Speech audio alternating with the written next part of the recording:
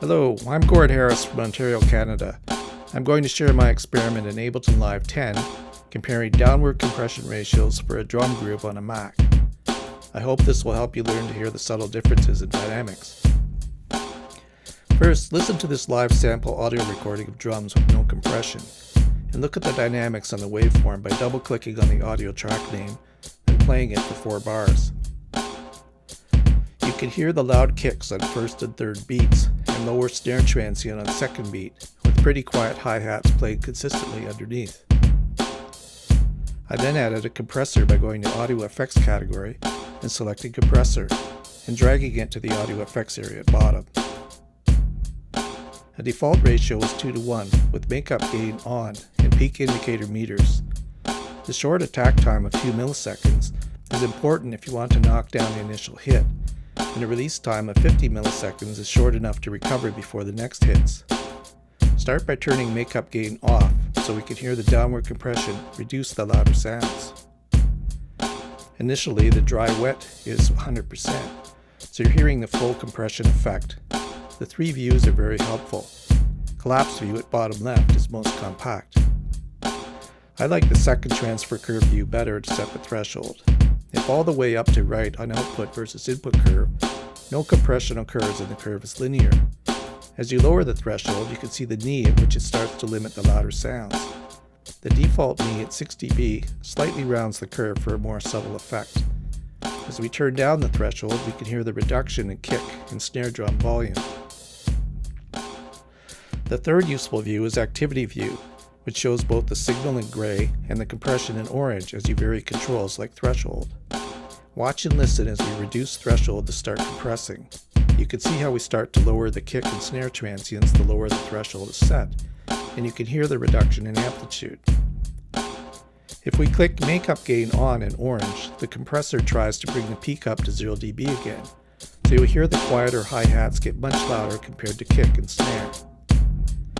Back at Collapse View, you can see a threshold of minus 14 dB is doing some useful gain reduction in orange on the center graph. And you can hear the improvement in hi-hat with makeup on. Finally, let's turn compression off on our master track 1 so we can A/B with other tracks. The other 5 tracks are copies with different compressor settings. I duplicated the audio track and used the same threshold as minus 14 dB, knee 6 dB, attack 2 milliseconds, release 50 milliseconds, with the only big change being the ratio of 2:1. Now look at the audio waveform display if I double click on tracks 1 and 2. See how the kick and snare transients are reduced with a downward compression?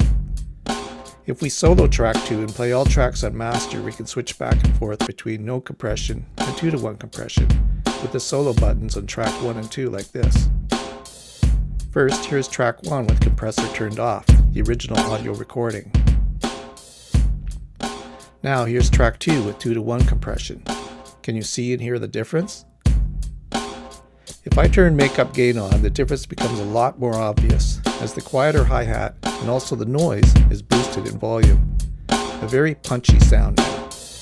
Switching the compressor displays is also very useful, so we can check we're not clipping, etc. Now let's try even higher compression ratios, up to 5:1 compression. Now I will turn makeup gain on so the effect is more obvious. First, the original with no compression. Next, 3:1 compression. Hear and see the reduced kick and snare. I'll go back and forth between the original sound and the compressed track. Notice how the closed hi-hat symbol is becoming more distinct. Next, 4:1 compression.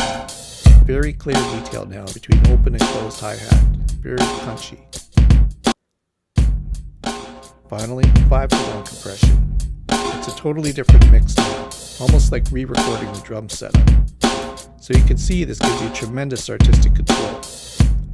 So that's it. I like between 2:1 and 3:1 best for this recording.